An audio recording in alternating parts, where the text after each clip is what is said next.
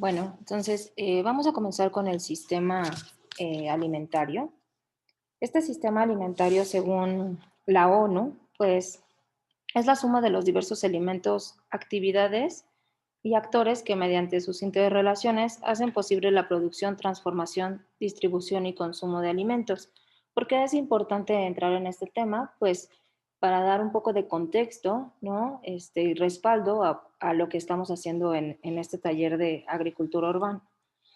Según la definición, un sistema alimentario sostenible, que es lo que estaría buscando la FAO mediante los Objetivos de Desarrollo Sostenible, pues es un sistema alimentario que garantiza la seguridad alimentaria y la nutrición para todas las personas, que no ponga en riesgo las bases económicas, sociales y ambientales, que permiten proporcionar seguridad alimentaria y nutrición a las generaciones futuras, ¿no? Entonces, bueno, colocar la seguridad alimentaria como eje fundamental de las actividades que se realizan dentro del sistema alimentario nos parece fundamental, ¿no? Como sabemos, este sistema alimentario pues ha ido cambiando de forma muy importante en los últimos 50 años, especialmente en los últimos 25, pasando de ser un sistema tradicional a una mezcla de transición y modernidad, ¿no?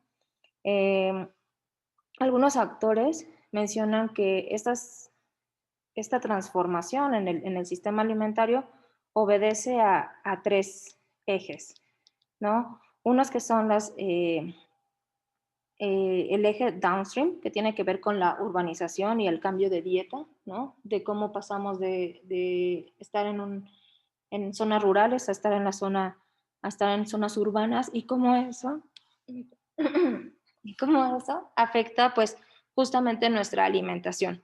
Otra de ellas que tienen que ver eh, con evoluciones en el retail, es decir, el comercio mayorista, ¿no? La logística y el procesamiento. Dentro de justamente ahora que la población está pues muy concentrada en las zonas urbanas, pues la mayoría de la forma más fácil para nosotros de adquirir los alimentos, pues es tal vez es ir al supermercado o algunos los que tienen esa fortuna, pues de adquirir sus productos tal vez en el tianguis local, ¿no? Y otro tipo de actividades que justamente que permiten la transformación de estos sistemas agroalimentarios, tiene que ver con la intensificación de la agricultura y cambio en las cadenas de suministro de insumos agrícolas. Entonces, bueno, vamos a dar comienzo como a ir contestando a cómo construir este sistema alimentario sostenible desde la manera en que nosotros podemos contribuir mediante estas preguntas, pues, digamos, motivadoras de la reflexión, ¿no? Una de ellas es justo pensar de dónde obtenemos la mayor parte de la población nuestros alimentos, ¿no? Este, ¿Quién produce estos alimentos? ¿Y qué sucede con esos alimentos producidos, tanto en donde pensemos que se obtenga la mayor parte, como lo que estábamos diciendo en esta transformación por la cadena agroindustrial, ¿no? Estas transformaciones se conciben bajo una red que le llamamos cadena agroindustrial. ¿Quién estaría agotando nuestros recursos agrícolas?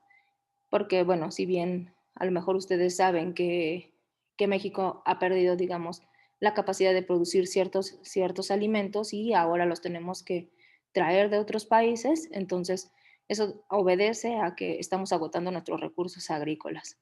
¿Quién promueve que haya cultivos alimentarios? ¿Y por qué cuestionamos el discurso de la cadena alimentaria agroindustrial? Para ello, y también una vez hecha esta reflexión, nos preguntaríamos qué cambios son necesarios y urgentes de realizar. Como bien menciona Karen, es importante reconocer quién es quien realmente está alimentando al mundo, quiénes son las personas que están siendo las que están produciendo la mayor parte de nuestros alimentos, ¿no? Es interesante e importante tener en cuenta estos datos. Entonces, un grupo de investigación, el grupo ETC, que tiene como objetivos vigilar al poder, monitorear la tecnología y fortalecer la diversidad, encontró en una investigación que realizó que alrededor del 70% de la población, entre el 4.500 y 5.500 millones de personas, de los 7.500 millones de habitantes que somos en el planeta, acude a estas redes alimentarias campesinas que mencionaba Karen al inicio, ¿no? para obtener la mayor parte de todos sus alimentos. Eh, Casi la totalidad de los 3.500 millones de habitantes rurales son quienes están generando la mayor parte de los alimentos a nivel mundial, ¿no? El 70% de ellos. También aproximadamente 1.000 millones de productores urbanos de alimentos son los que están contribuyendo a este 70%, ¿no? Entonces ahí vemos que es fundamental la producción de alimentos en el contexto urbano, ¿no? Entonces estamos hablando de 1.000 millones de personas que están generando alimentos en el contexto urbano, en las ciudades. Eh, y bueno, cientos de millones más recurren regularmente a la red campesina en tiempos de escasez. Entonces, lo que podemos, digamos, concluir de esta primera parte, de esta primera pregunta que nos tenemos que hacer, es, en primer punto, que la red campesina, o sea, los pequeños productores son los que están alimentando a las personas, ¿no? A la inmensa mayoría de la población del planeta, y no son las cadenas agroindustriales como se manejan en el discurso, ¿no? Entonces, eso es importante tenerlo en cuenta, porque nosotros al ejercer digamos, esta profesión o esta actividad, pues estamos contribuyendo, ¿no? A la producción de alimentos por un lado, y a que seamos los pequeños productores los que estamos alimentando, contribuyendo a la alimentación a nivel mundial.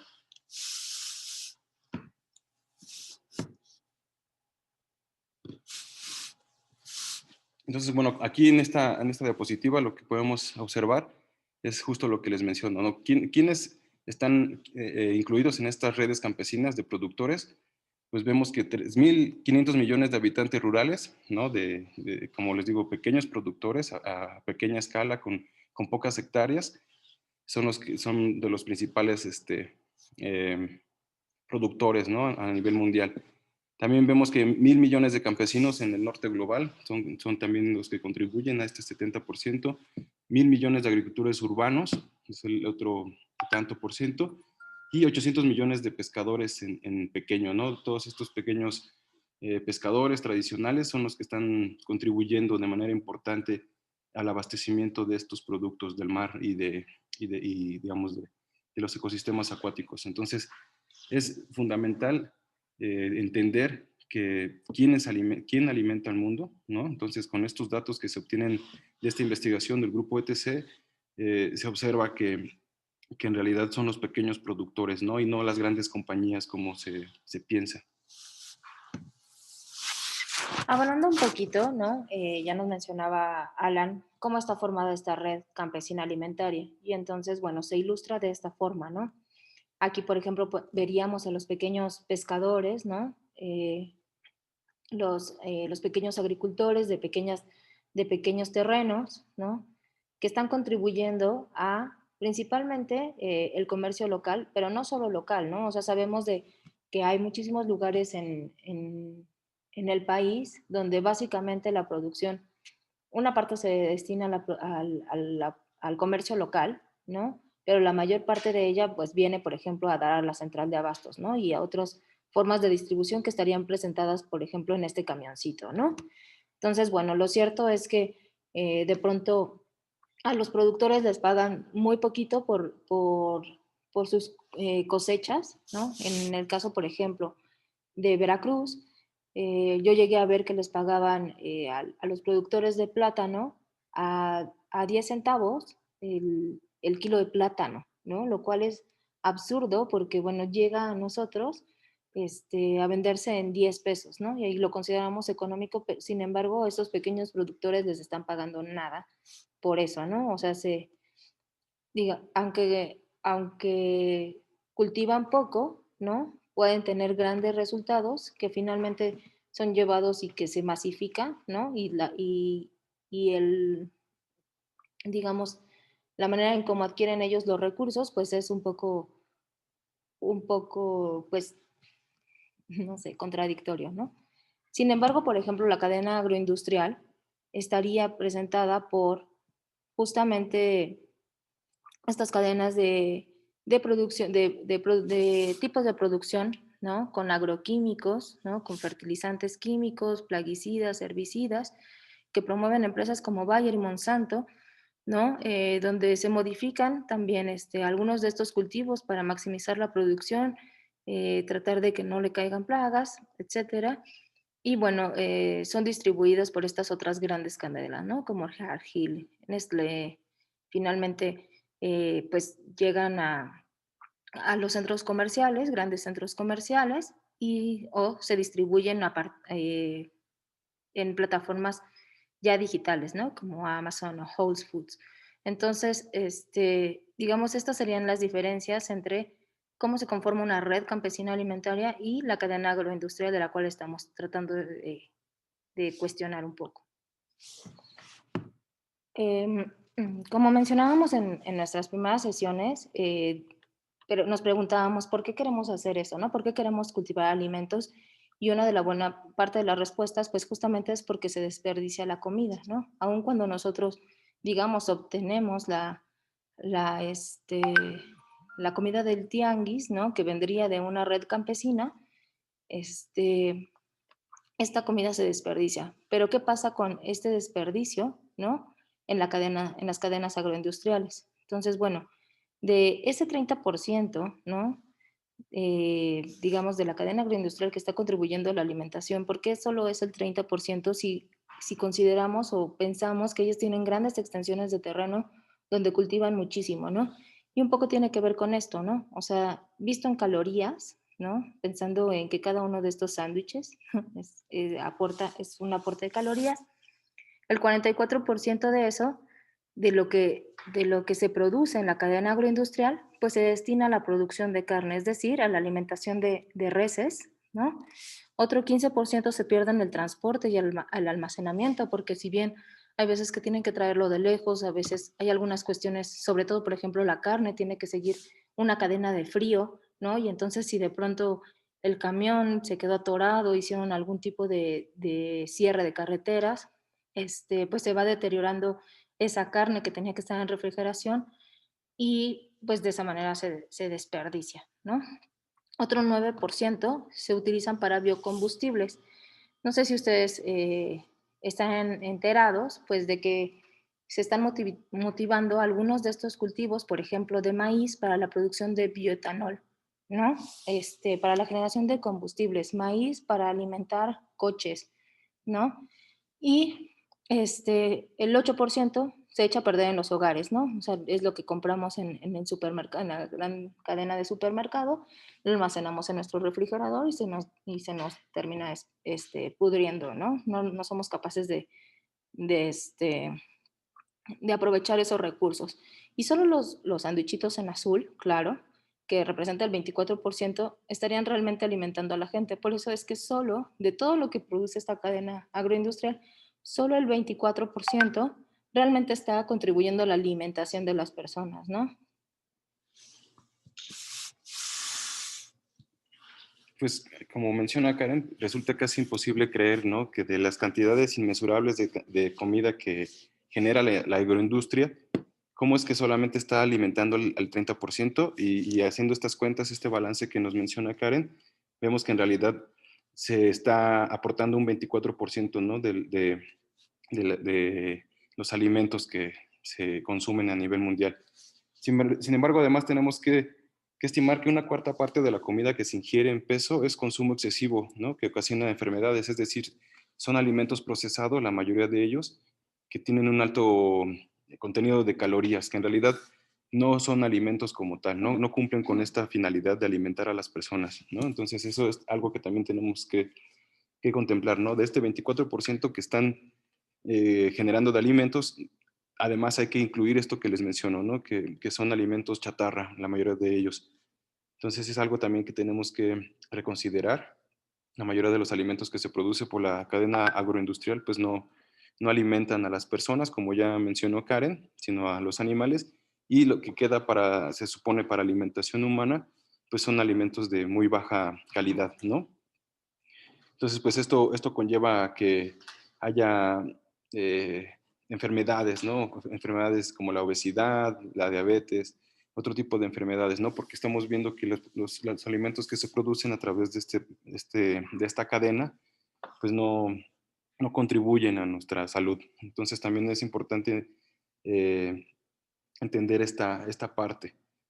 Y bueno, también quería comentarles este, que pues por eso es que recobra mayor fuerza y sentido el producir nuestros alimentos en casa, ¿no? En la medida de lo posible para poder contribuir realmente a nuestra alimentación, dado que en realidad la cadena agroindustrial lo que produce son mercancías y no alimentos, ¿no? O sea, ellos no están pensando realmente en alimentar a la gente, sino en vender. Pues sí, eso por una parte, ¿no? Por otra parte, decíamos al inicio que, bueno, nuestros recursos agrícolas se están agotando. Probablemente quienes tengan contacto con personas del campo sabrán que muchas de estas personas, pues, justo están migrando, ¿no? Primera, porque, pues, como comentábamos, no se les retribuye de manera justa a la labor que realizan. Y la otra también es porque sus terrenos ya no son fértiles, ¿no? Entonces, bueno, a pesar de que tienen algún patrimonio en terrenos, pues ya no tienen motivación para cultivarlos y aunque tengan algunos de los que tienen, pues ya no les son tan rentables, ¿no? Tan fértiles como solían ser. Sí, también es importante establecer que esta pregunta, ¿no? Esta pregunta también es importante tenerla en cuenta de quién es quien está agotando nuestros recursos agrícolas y no solo los agrícolas, ¿no? Sino los recursos naturales de los cuales dependemos. Entonces vemos que la red campesina emplea menos del 25% de las tierras agrícolas para cultivar alimentos nutritivos, alimentos realmente, a más del 70% de la población, ¿no? Entonces, con el 25% de las tierras agrícolas están alimentando al 70% de la población, lo cual es pues, bastante considerable, ¿no?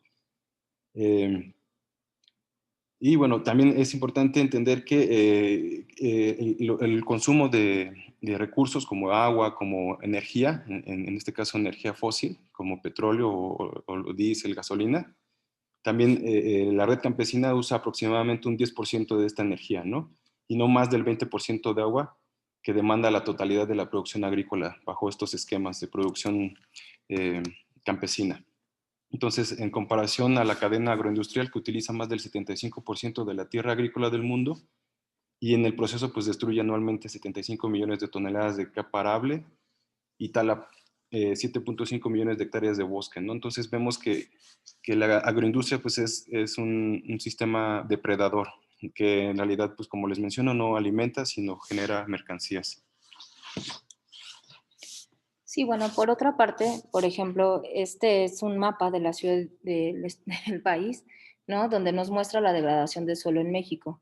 Este mapa es de 2002, ¿no?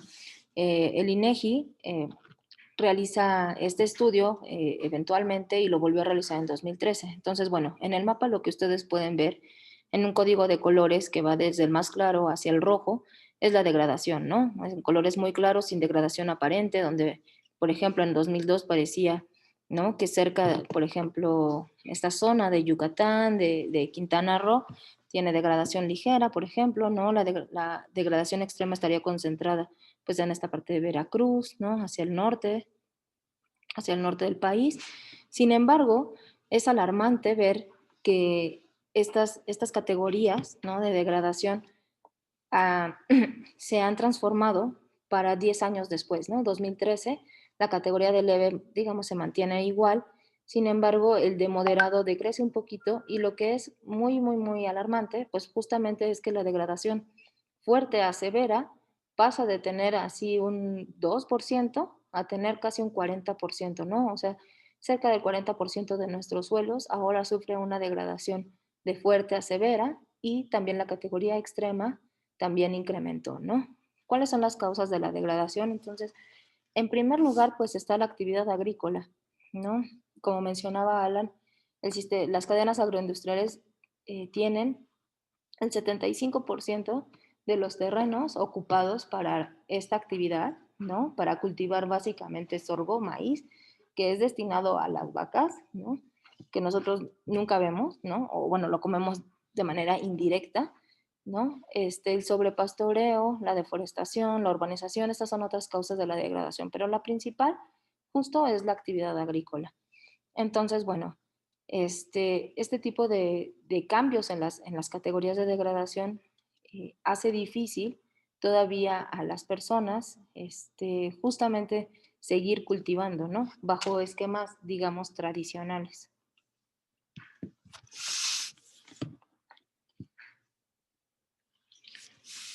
Ahora bien, en cuanto al quién promueve que haya cultivos alimentarios, pues también vemos que son las redes campesinas quienes realmente promueven que existan los alimentos, ¿no? O sea, aquí podemos encontrar temas como la domesticación, ¿no? La agricultura una actividad humana que se ha hecho hace milenios y ello ha contribuido a la producción de los alimentos que conocemos actualmente. Entonces, lo que sabemos es que los campesinos han cultivado y donado alrededor de 2.1 millones de variedades de plantas de las 7.000 especies de plantas domesticadas que hemos logrado domesticar a lo largo de nuestro proceso evolutivo, ¿no?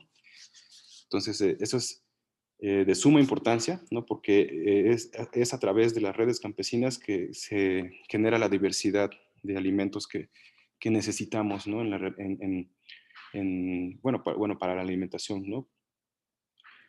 Y bueno, en comparación de la cadena agroindustrial, en la cual se utiliza muchísimo dinero, bueno, hay que tener en cuenta que la red campesina no utiliza muchos recursos económicos para llevar a cabo estos procesos, son procesos más naturales. Hay intercambio de semillas, ellos van cuidando las mejores semillas, van haciendo este proceso de domesticación, que es un proceso de evolución, ¿no? Muy, muy importante. Entonces, como les decía, en comparación con la cadena agroindustrial, en la cual se utiliza mucho dinero para producir muy pocos cultivos, los productores comerciales tienen alrededor de 0.1 millones de variedades bajo control monopólico, ¿no? Además, o sea, las pocas variedades que han generado esta cadena industrial las tienen algunos cuantos nada más, ¿no? En comparación a los campesinos que se comparte la mayoría de los cultivos, bueno, de las variedades domesticadas. Y bueno, bajo este control monopólico, 56% de las que se comercializan en la Unión Europea son plantas ornamentales, ¿no? O sea, muchas de las variedades que se han desarrollado a través de la cadena agroindustrial o comercial no corresponden a variedades comestibles, sino a productos ornamentales, ¿no? Que también eso pues contribuye a que no estén generando alimentos. Y bueno, los productores comerciales trabajan de hecho con solo 137 especies de cultivos y únicamente 16 representan el 86% de la producción global de alimentos. ¿Cuáles son estos alimentos? Pues la mayoría de ellos son soya, sorgo, algunos tipos de maíces modificados, ¿no? O sea, son muy pocas variedades las que realmente están siendo cultivadas por estas grandes cadenas y siendo que son los que acaparan la mayor parte de las tierras de cultivo, ¿no? Las tierras arables.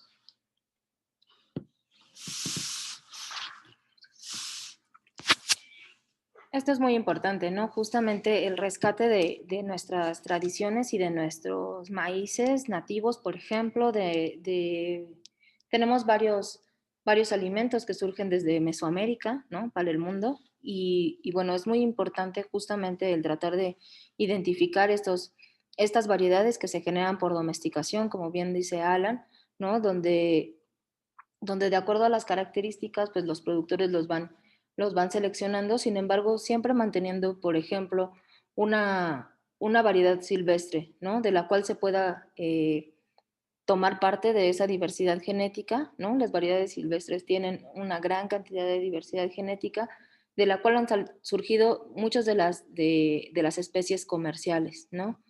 Eh, Vamos a compartirles también un estudio donde se ve cómo se ha disminuido, ¿no? Casi en un 90% la diversidad de alimentos de los cuales hacemos uso, ¿no? Una por ejemplo, de los alimentos que casi hemos perdido en la actualidad son los quelites, ¿no?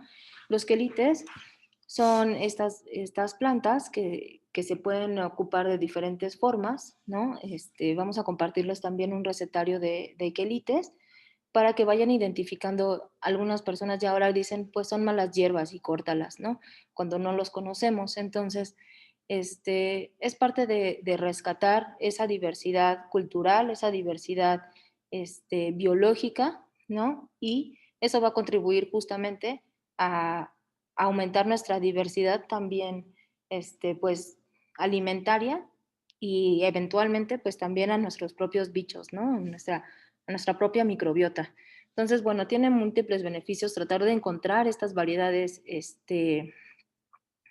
variedades criollas, variedades que se van sido seleccionando por las personas que cultivan y en la medida de lo posible ustedes también traten de encontrar estas semillas, ¿no?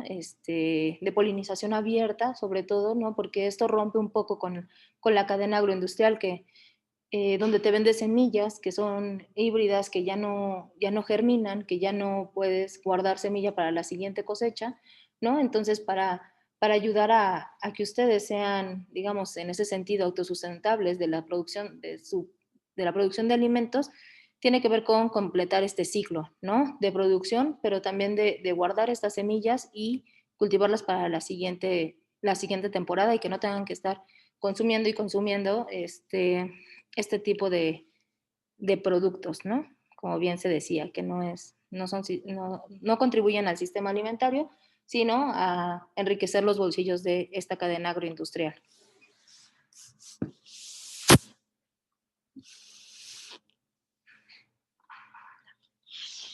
Entonces, aquí lo que observamos en esta imagen es uno de los sistemas milenarios que se han desarrollado a lo largo de la historia de la agricultura, ¿no?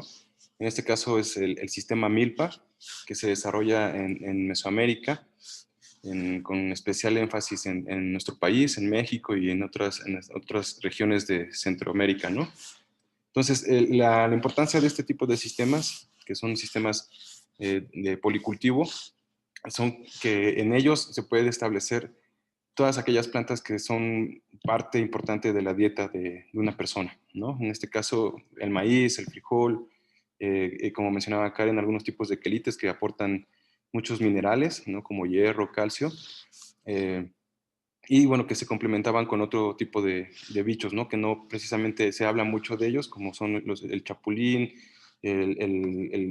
otros bichos como los hongos, ¿no? Que también crecen en la milpa, el cuitlacoche. Entonces, en fin, hay una gran diversidad de especies en este tipo de sistemas, ¿no? Lo cual no se emplea por los sistemas agroindustriales. Los sistemas agroindustriales en realidad lo que son como especies de fábricas, ¿no? Donde tienen todos los procesos bien estandarizados y homogeneizados para que las máquinas puedan entrar y hacer su labor. Otra característica de las redes campesinas y de los sistemas de producción campesino es digamos, el capital humano, ¿no? En ellos vemos una gran actividad de las personas, de personas en estas actividades agrícolas.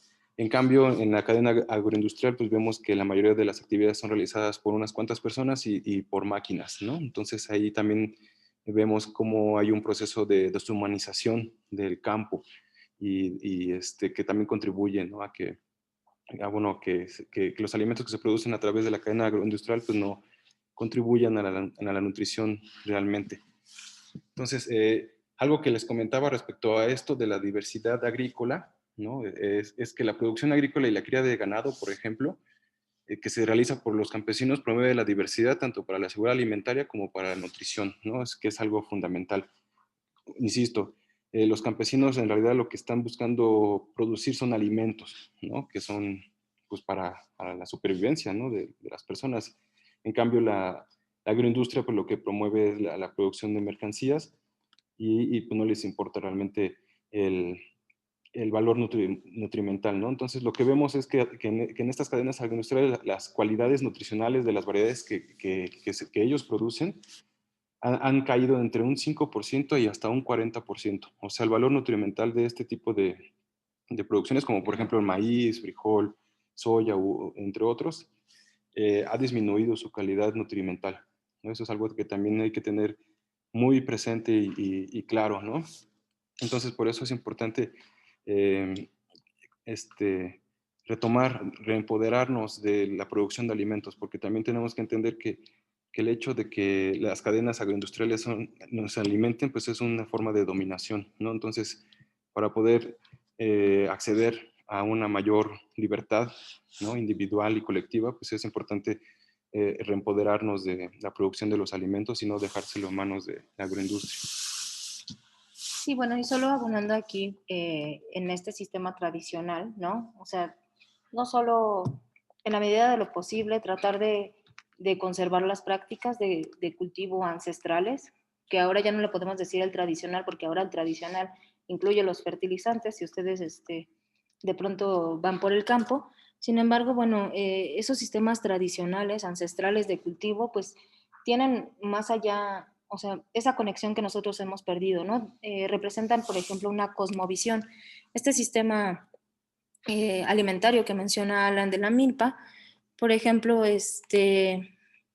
dentro de algunas culturas consideraban que los frijoles, la calabaza, ¿no? El maíz eran regalos del gran espíritu y de ahí deriva una leyenda de las tres hermanas que me gustaría compartirles, ¿no? Donde dice que hace muchos, muchos años vivían tres hermanas en el campo. La más pequeña, el frijol, aquí ustedes la van a encontrar, ¿no? Es el frijolito, esta es la flor, para quienes no la conocen, del frijol ayocote, que es el grandecito. La más pequeña frijol todavía no podía caminar con su vestido verde, se abrazaba a la hermana mayor. La segunda hermana calabaza, vestida de amarillo brillante, andaba de aquí para allá, y la hermana mayor maíz era muy alta y erguida, y se mecía con el viento. Tenía una manta verde y el cabello amarillo muy largo. Las tres hermanas se querían mucho y no podían imaginar la vida sin las otras. Un día llegó un hermoso jovencito de la tribu que podía hablar con los pájaros y los animales y no conocía el miedo. Las tres hermanas muy curiosas observaban cómo usaba un cuchillo de piedra para tallar un cuenco y cómo cazaba con arco y flechas. A finales de ese verano desapareció la hermana más pequeña. Las otras dos lloraron hasta el otoño, cuando el jovencito volvió al campo a recoger juncos para hacer flechas. Las dos hermanas lo miraban fascinadas y esa noche la segunda hermana también desapareció. Solo quedó la hermana mayor. Se quedó sola en el campo. No bajaba la cabeza, aunque se sentía muy triste y pensaba que no podría vivir sin sus hermanas. A medida que los días se iban haciendo más cortos y fríos, su manta verde perdía el color y tenía el cabello seco y enredado. Suspiraba día y noche pensando en sus hermanas, pero nadie la oía. Un día, en la época de cosecha, el joven la escuchó llorar y se compadeció. La tomó en brazos y la llevó a su casa. Ahí le esperaba una hermosa sorpresa. Sus hermanas estaban a salvo y todas se sintieron muy felices de estar juntas otra vez. Ellas le explicaron que por curiosidad habían seguido al joven a su casa y decidieron quedarse ahí para protegerse del invierno. También ayudaban a la familia. La más pequeña llenaba la olla de la cena, la segunda todavía en su vestido amarillo se iba secando en un estante mientras esperaba llenar la olla en el invierno. La hermana mayor estaba tan contenta de reunirse con sus hermanas que comenzó a secarse para que la familia pudiera comer en el invierno. Y desde ese día las tres hermanas jamás volvieron a separarse. Esta leyenda es muy bonita porque justamente habla un poco de los ciclos de vida, las tres hermanas que siempre están juntas, ¿no? Que de inicio se siembran juntas en el sistema milpa y de cómo justamente el frijol, al ser una enredadera, necesita un soporte, ¿no? Una guía y la encuentra perfectamente en el maíz. Y además, que ya veremos más adelante, en sus raíces tiene una relación simbiótica, ¿no? Donde se beneficia tanto la planta como las bacterias que están en sus raíces, adheridas a sus raíces, que le proporciona nitrógeno al suelo, ¿no? Estas bacterias proporcionan nitrógeno al suelo y pues justamente agregan nutrientes hacia el crecimiento de la calabaza y del maíz, ¿no? Entonces, en este sentido, la hermana mayor maíz da el soporte para el crecimiento del frijol.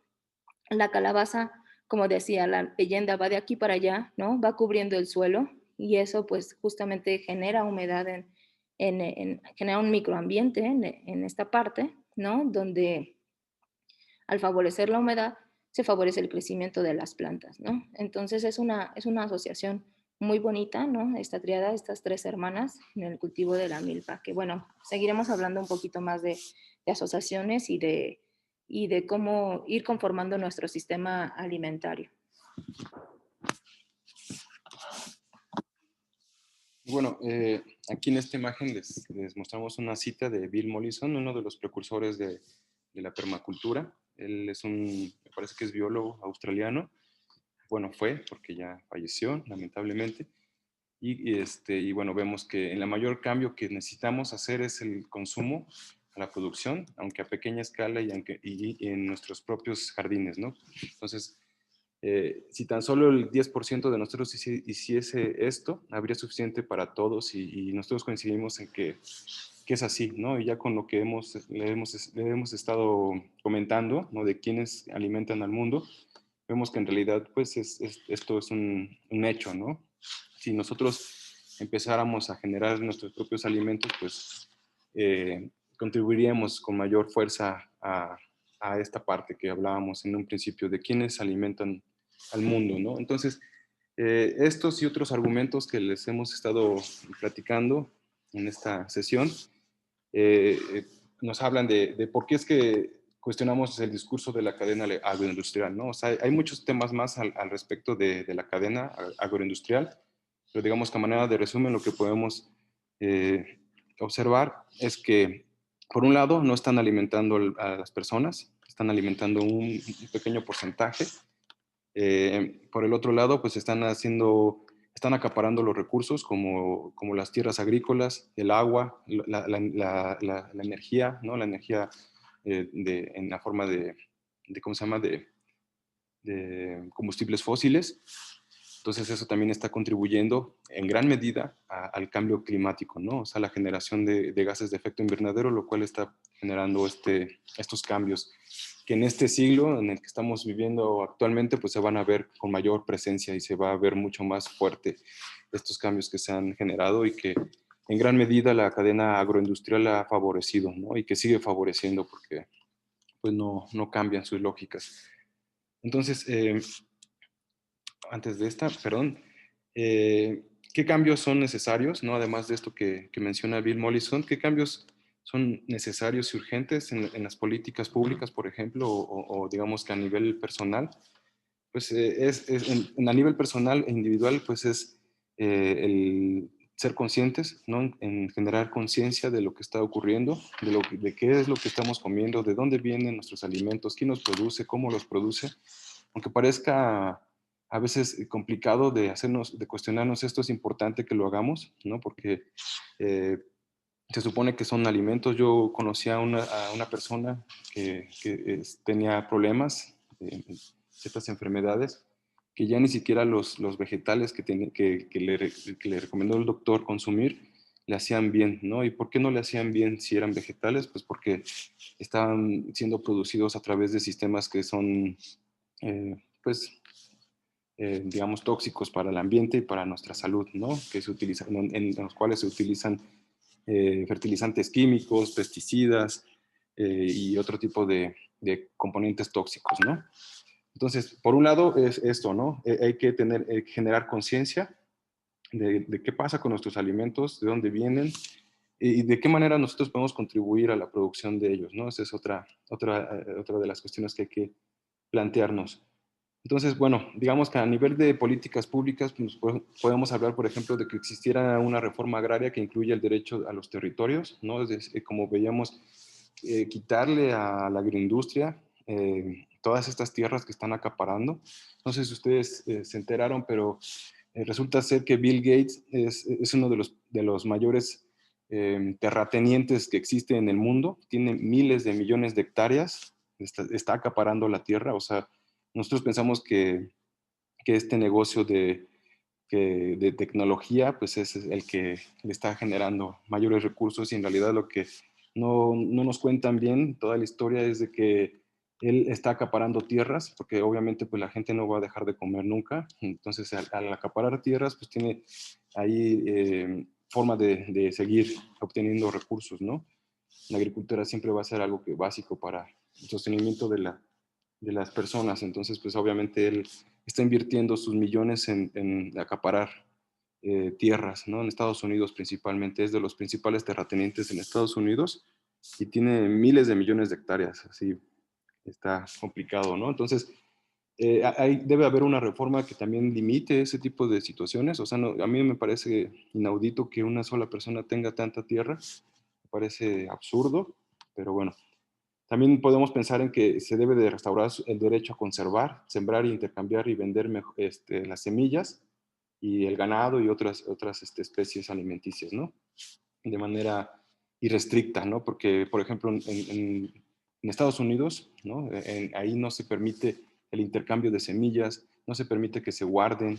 Entonces ahí hay toda una política que se ha establecido para limitar a los campesinos estadounidenses y esto se ha querido implementar en otros países como en Colombia e inclusive en México. También necesitamos eliminar las regulaciones que obstaculicen el desarrollo de los mercados locales y la diversidad, ¿no? Es decir, el monopolio de las grandes industrias. O sea, necesitamos, como les decía, empoderarnos de la producción de los alimentos y además de ello, de la producción, pues de la venta. También necesitamos reorientar las actividades públicas de investigación que sean lideradas por los campesinos, obviamente, porque ellos son los que están en contacto con la diversidad y bueno, con todo el sistema que ellos entienden perfectamente. Nosotros no, a pesar de que estamos en las grandes universidades, no entendemos realmente lo que sucede en el campo, ¿no? Instituir el comercio justo también es importante, determinado por las políticas propuestas por los campesinos y las campesinas. Obviamente ellos son los que deben de ahí tener la mayoría de las voces, porque son ellos los que están generando la mayor parte de nuestros alimentos, ¿no? Entonces ellos también deben de entrarle a esta parte de la comercialización, ¿no? Pero pues a través del comercio justo, bueno, en ese establecido, ¿no? También establecer salarios y condiciones laborales justos para los trabajadores agrícolas de la alimentación, ¿no? No sé si ustedes se enteraron del caso de San Quintín, donde estaban viviendo prácticamente como en los años de la Revolución, ¿no? Donde eran explotados por los terratenientes y estaban en condiciones muy precarias, ¿no? Entonces, a mí me parece absurdo que las personas que alimentan a las personas generalmente sean las personas más pobres. Entonces eso no me parece justo, ¿no? No me parece justo que un futbolista como Ronaldo, portugués, presumido, esté ganando los miles de millones cuando en realidad a quien debería de tener más, digamos, una mejor economía, pues son los campesinos, que son los que nos alimentan, ¿no? Pero bueno, son los problemas que existen en este mundo, patas para arriba, ¿no? Diría Galeano. Entonces, pues estos son de las cosas que tenemos que tener en cuenta, de contemplarlo, pues la idea de esta sesión pues va en ese sentido, ¿no? Que empecemos a generar conciencia de los alimentos, no solo en la cuestión propiamente de la nutrición, sino de todo el proceso en conjunto, ¿no? Eso es fundamental. Pues sí, bueno, abonando entonces justo a cómo contribuir a tomar estas acciones, ¿no? Por pequeñas que parezcan, pues estamos en esto, ¿no? De construir nuestro huerto urbano, y como decíamos, en realidad podemos encontrar diferentes técnicas, ¿no? Ya sea que tengamos suelo, podemos implementar bancales, pero también podemos poner ciertos recipientes, ¿no? Utilizar macetas. Esto vamos a ver también, ¿no? Que esta es una especie de hidroponía. Ocupar cazuelas, ¿no? Y zapatos, no sé. Pues bueno, en realidad la imaginación aquí y los recursos que tengamos disponibles será como también personalicemos nuestro huerto, ¿no? Entonces, bueno, creo que hasta aquí el sistema agroalimentario. Vamos a continuar en la siguiente sesión ya justo con el tema de hortalizas, y bueno, les haremos llegar las siguientes indicaciones y materiales que requerirán. Gracias. Así es, pues les agradecemos mucho que vean esta sesión, que la analicen, ¿no? Digamos que es un pequeño resumen de mucha información que existe al respecto de lo que hemos estado hablando. Y como les menciona Karen, vamos a estar compartiendo la bibliografía de donde obtuvimos estos datos, algunos videitos que también van a contribuir, van a ayudar a entender esto que les estamos tratando de transmitir.